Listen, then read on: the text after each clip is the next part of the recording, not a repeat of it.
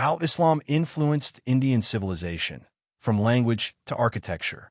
A civilization touched by faith. In the heart of India, a land of ancient temples, poetry, and song, a new rhythm once arrived. It came not through swords, but through words, wisdom, and love. It was Islam, a faith that spoke of one God, one humanity, and one purpose. A message that met the Indian soul, and together they formed something beautiful. From the flowing calligraphy of the Quran that shaped Indian art, to the Persian words that gave birth to Urdu, from domes that touched the sky to hearts that touched each other. Islam didn't conquer India, it conversed with it. This is the untold story of how Islam influenced, elevated, and embraced Indian civilization. Through beauty, architecture, language, and spirit. Stay with me. I am Mallam JIJI, and this is Wisdom from the Minbar, where history meets the soul. The arrival of Islam in India. Long before the grand monuments of Delhi and Agra, before the bustling bazaars of Lucknow and Hyderabad, a new rhythm touched the land of India. A rhythm of devotion, mercy, and a vision of the one. Early encounters, trade, and faith. It was not armies that first brought Islam to India, but merchants and travelers from Arabia. Ships carrying spices, silks, and precious stones. Also carried words of peace, La ilaha illallah. Ports like Kerala, Gujarat, and Bengal became the first meeting points. Arab traders did not seek conquest. They sought friendship and faith. They spoke of the Quran, shared the principles of justice, charity, and prayer. And slowly, the Indian coastline listened. Some locals were curious, others cautious. Yet in these early days, Islam planted seeds not of war, but of connection. In Kerala, Muslim merchants married into local families. In Gujarat, Sufi teachers began small circles of learning. This was a faith entering India with patience, not force. The role of Sufi saints. While trade opened doors, Sufi saints opened hearts. Figures like Khwaja, Moinuddin, Chishti traveled from Persia, following divine guidance to settle in Ajmer. Unlike rulers, they carried no armies, no treasure, and no mandate to conquer. Their mission was simple: serve the poor, guide seekers, and embody the love of God. Around them, communities of Hindus, Muslims, and others began to gather. People came not because they were forced, but because the saints' actions spoke louder than words. These early Sufis became teachers, healers, and bridges. Their khanqahs, spiritual lodges, became centers of learning, feeding the hungry, educating children, and offering refuge to travelers. And in these humble acts, Islam began to weave itself into the cultural fabric of India. Early political influence and cultural exchange. As Islam spread, dynasties began to rise, the Delhi Sultanate, the Mughals. Their rule was not just military. It brought architecture, administration, and art. Persian became the language of courts, poetry flourished, and literature blossomed. Yet even under political authority, the spiritual and social influence of Islam preceded conquest. Temples, markets, and mosques often stood side by side, with artisans learning styles from each other, creating a hybrid culture unique to India. The Delhi Sultanate and later the Mughals invested in public works, building roads, wells, and schools, reflecting the Sufi ethos, service to humanity as service to God. This was Islam not as a foreign imposition, but as a partner in shaping civilization. Stories of harmony in early communities. One legend tells of a Sufi saint in Gujarat who fed hundreds of villagers during a famine. Hindus and Muslims standing in the same line, receiving bread from the same hands. The saint did not ask about faith. He asked only if they were hungry. Another story speaks of a poet in Delhi, whose verses praised both God and Krishna, blending Persian and Sanskrit words, showing that devotion transcends religion. Through these stories, we see the heart of Islam's early influence, not in coercion, but in service, poetry, and cultural integration. laying the foundations of language and learning. The arrival of Islam also brought Persian and Arabic scripts, which would later merge with local languages to create Urdu. Madrasas and libraries sprang up, teaching not just religion, but mathematics, astronomy, and philosophy. These centers became hubs of intellectual exchange, where Hindus, Muslims, and even Europeans could study together. Knowledge traveled alongside faith, creating a civilization that valued learning and coexistence. Early architecture as cultural dialogue. Even in stone and mortar, the influence of Islam began to appear. Arches, domes, and intricate geometric patterns. But Indian artisans blended these elements with local motifs. Lotus flowers, carved elephants, and traditional mandalas. The result was Indo-Islamic architecture, a physical manifestation of the cultural dialogue that had begun centuries before. The early mosques of Kerala, the tombs in Gujarat, the forts in Delhi, each told a story of a faith entering a land with respect and leaving beauty in return. The arrival of Islam in India was not a story of conquest alone. It was a story of hearts opening, minds learning, and cultures blending. From the ports of Kerala to the plains of Delhi, a dialogue had begun, a dialogue of language, learning, devotion, and service. As we move forward, we will see how this initial influence grew into a civilization, shaping poetry, art, architecture, and music, leaving a legacy that still resonates in the streets, shrines, and hearts of India today. Language and literature, the pen that bridged worlds. When Islam arrived in India, it brought more than devotion and faith. It brought words that would travel across lands and centuries, shaping minds, hearts, and the very way people express their souls. The introduction of Persian and Arabic. With the early Sufi saints and later rulers of the Delhi Sultanate, Persian became the language of the courts and learning. Arabic followed as the language of the Quran, philosophy, and law. Suddenly, India was a mosaic of tongues: Sanskrit, Prakrit, Persian, Arabic, and regional dialects. Scholars and poets moved between these worlds, translating, teaching, and exchanging ideas. It was through language that cultures met. Hindu scholars studied Persian texts. Muslim poets learned Sanskrit meters. And together, they crafted a shared literary tradition that was uniquely Indian. The birth of Urdu and cultural synthesis. Over time, these linguistic exchanges created Urdu, a language born from Persian, Arabic, Turkish, and local Indian dialects. Urdu became more than words. It became a bridge of hearts. Poets wrote ghazals that spoke of divine love and human longing, drawing inspiration from both Islamic mysticism and Indian Bhakti traditions. It was not uncommon for a verse to reference Allah in one line, Krishna in the next, and still be celebrated by all. Sufi poetry and mystical literature. The Sufis used poetry as a tool of connection. Amir Khusrow, one of the greatest Sufi poets, combined Persian with Indian rhythm. His words celebrated love, devotion, and unity, reaching Hindus and Muslims alike. Poetry was no longer confined to the elite. It reached the bazaars, the courtyards, the temples, and dargahs. People recited his verses, sang them in Qawwali, and understood that love transcended religion, literary exchanges, and knowledge. Madrasas and libraries in Delhi, Lahore, and Multan became hubs of intellectual dialogue. Scholars studied mathematics, astronomy, and philosophy from both Islamic and Indian sources. Translations of Sanskrit texts into Persian and Arabic enriched Islamic scholarship, while local literature absorbed Persian elegance and mysticism. Through these exchanges, India became a civilization that thrived on dialogue, not division. Stories of linguistic harmony. One story tells of a Hindu poet in Delhi who learned Persian to write verses praising both Shiva and Allah.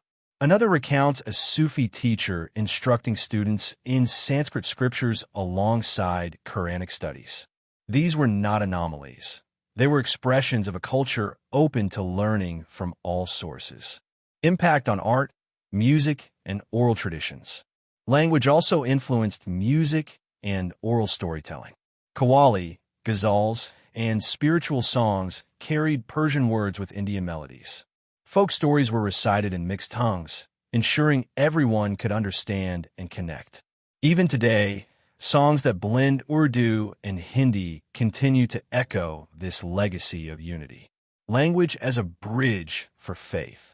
In communities across India, language became a pathway to mutual understanding. It allowed Hindus, Muslims, Sikhs, and others to share poetry, songs, and wisdom. This linguistic blending created a shared cultural space where devotion and art transcended religious boundaries. The arrival of Islam in India was not only a spiritual transformation, but a linguistic and literary revolution. Persian and Arabic met Sanskrit and local dialects. And from their union emerged Urdu, ghazals, and a shared literary culture. This chapter of history reminds us that words can unite as powerfully as armies can divide, and that the true influence of Islam on India lies not in conquest, but in the hearts it touched through knowledge, poetry, and language. Architecture, mosques, tombs, and monuments. In India, stones speak. They speak of kings and saints, of faith and devotion, of a civilization shaped by the meeting of worlds.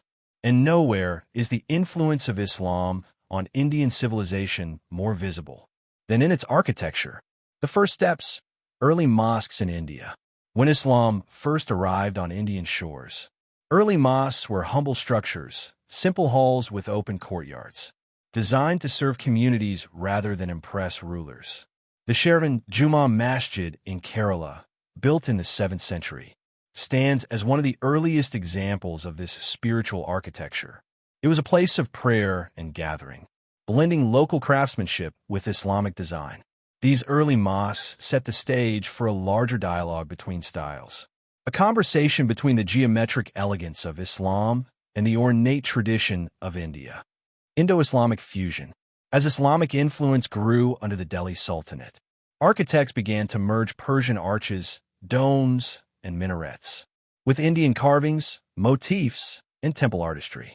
Stone jalis, lattice screens, featured patterns inspired by both traditions, while domes rose like lotus buds over courtyards. Every mosque, every tomb, became a canvas for cultural dialogue, showing that beauty thrives in collaboration. The magnificent tombs. Tombs were more than resting places. They were manifestations of devotion. The tomb of Khwaja Moinuddin Chishti in Ajmer is not just a shrine. It is a symbol of the unity he inspired. Hindus and Muslims alike visit to pray, light candles, and offer flowers. Later, the Taj Mahal would emerge, a monument of love in white marble, blending Persian symmetry, Indian ornamentation, and Mughal vision. Its domes, minarets, and gardens reflect a civilization shaped by cross-cultural genius. Forts and palaces. Islamic rulers brought not only mosques but grand forts and palaces, from Fatehpur Sikri to Agra Fort. Their architecture combined defense, beauty, and spirituality. Courtyards with fountains, arches carved with calligraphy, and halls with delicate floral motifs. Every element tells a story of India's evolving identity under Islamic influence. Local artisans, many Hindu, collaborated on these works, leaving a legacy of shared creativity. The role of calligraphy and ornamentation. One of the most profound contributions of Islam to Indian architecture is calligraphy. Quranic verses were inscribed on walls, arches, and domes. But instead of imposing foreign words, Indian artisans integrated them with local motifs. Lotus flowers, peacocks, and intricate floral designs. This fusion created spaces that were spiritually uplifting and aesthetically unique, reminding visitors that faith and culture can coexist in harmony. Sufi shrines as community spaces. Sufi shrines, dargahs, were architectural expressions of service and unity. Beyond tombs, they included courtyards, wells, and kitchens for feeding the poor. The design was practical and spiritual. Domes for echoing daiquir, open halls for gathering, gardens for reflection. These structures reflected the Sufi ethos of love, accessibility, and humility. Regional influences and diversity. In the Deccan, the Gol Gumbaz shows Persian influence with Indian engineering genius. In Bengal, mosques were built with terracotta and brick due to local materials, blending Islamic patterns with traditional Bengal motifs. Across India, from north to south, east to west, architecture became a dialogue between faith, climate, and culture. Architecture as a bridge between communities. These buildings were more than structures. They were symbols of coexistence. Hindu and Muslim artisans, calligraphers, and architects worked side by side. Temples, mosques, and tombs often stood within the same towns, creating a landscape of shared identity. Even today, people of different faiths visit these sites, not just to admire their beauty, but to connect with the spirit of unity they represent. Architecture tells the story that history books sometimes forget. It shows us that influence does not erase identity, it enriches it.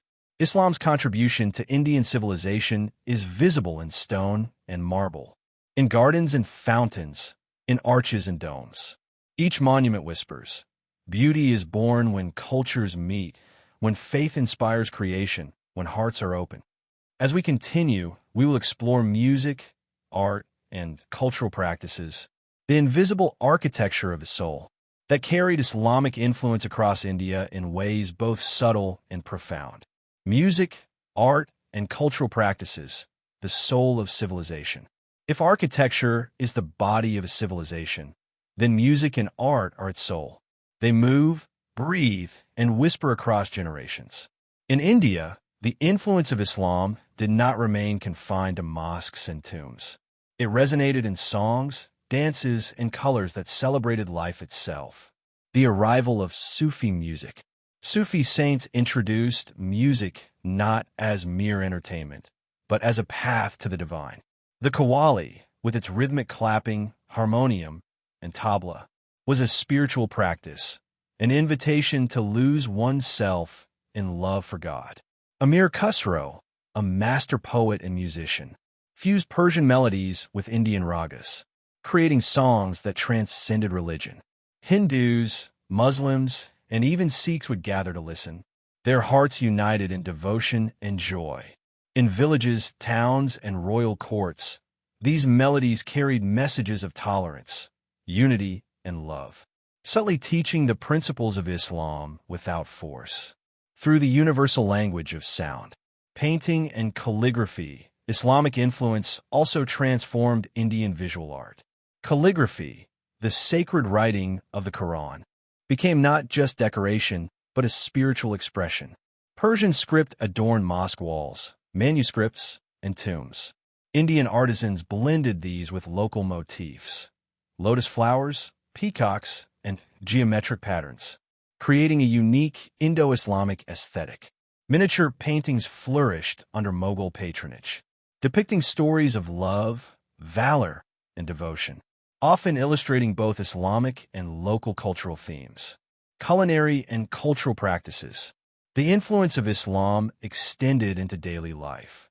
Indian cuisine absorbed flavors, techniques, and traditions from Central Asia and Persia. Biryani, kebabs, and fragrant pilafs became staples not just for royalty, but for common folk. Festivals celebrated together. Eid and local harvest celebrations intertwined, showing how faith could enrich culture rather than divide it. Festivals and shared spaces. Sufi shrines became hubs of cultural celebration. Urdu ceremonies commemorated saints' lives with music, poetry, and communal feasts. People of all faiths attended, celebrated, and shared. These gatherings demonstrated a profound principle. Devotion is not exclusive. Joy is universal. Here, music and art became bridges between communities. Oral traditions and storytelling. Stories travel further than manuscripts. Sufi tales of compassion, bravery, and divine love were passed from parent to child, neighbor to neighbor. These stories often included Hindu characters, local heroes, and universal lessons, reinforcing the idea that faith could inspire empathy and understanding. Dance and performing arts. Even dance and performance felt the subtle influence of Islam. Kathak, one of India's classical dances, absorbed Persian storytelling techniques and rhythmic patterns. The result was an art form that celebrated both heritage and innovation, a living testament to cultural synthesis, education, literature, and knowledge in daily life. Beyond art and music, Islamic influence permeated education and daily culture. Madrasas taught not only religious texts but mathematics, astronomy, and philosophy. Literature reflected the blending of languages: Persian, Arabic, Sanskrit, and later Urdu. Poetry and prose spread values of compassion, humility, and devotion, subtly shaping the moral fabric of Indian society. Music, art, and cultural practices are the heartbeat of a civilization. In India, Islam's arrival enriched this heartbeat, giving rhythm to devotion, color to architecture, and melody to life. The qawwali, the calligraphy, the festivals, the poetry, they were more than cultural artifacts. They were expressions of unity, tolerance, and shared humanity. In these traditions, we see the invisible architecture of the soul, a legacy that teaches us how faith can inspire creativity, beauty, and love. Legacy and lessons from modern India. India, a land of countless languages, faiths, and traditions, bears the mark of centuries, a mark left not only by rulers and armies, but by hearts that sought unity, service, and devotion. And among the most profound of these influences was Islam, a civilization shaped by faith and art. The mosques, tombs, and forts we admire today are not just monuments of stone. They are the imprint of a faith that valued beauty, learning, and compassion. The Persian arches of Fateh Sikri, the poetic verses of Amir Khusrow, the delicate calligraphy in the Taj Mahal. These are not relics of the past, but living reminders that faith can uplift a civilization without erasing its diversity. Lessons of coexistence.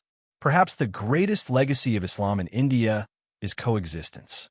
Sufi saints taught that devotion is measured not by conquest, but by service to humanity. They fed the hungry, healed the sick, and educated the children without asking their religion. These lessons resonate today.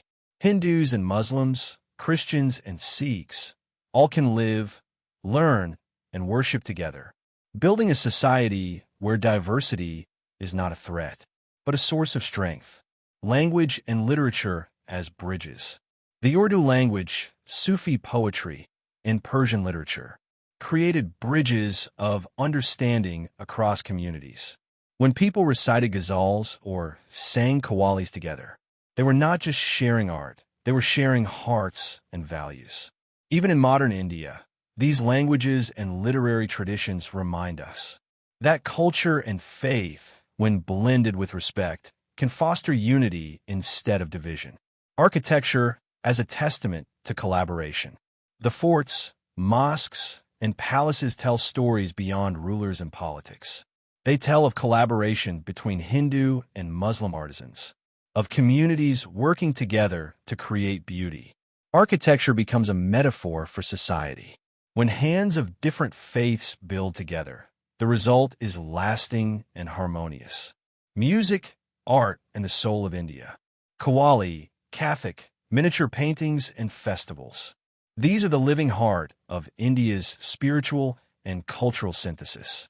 They show that art transcends religion, that beauty can unite rather than divide, and that the human spirit thrives in harmony.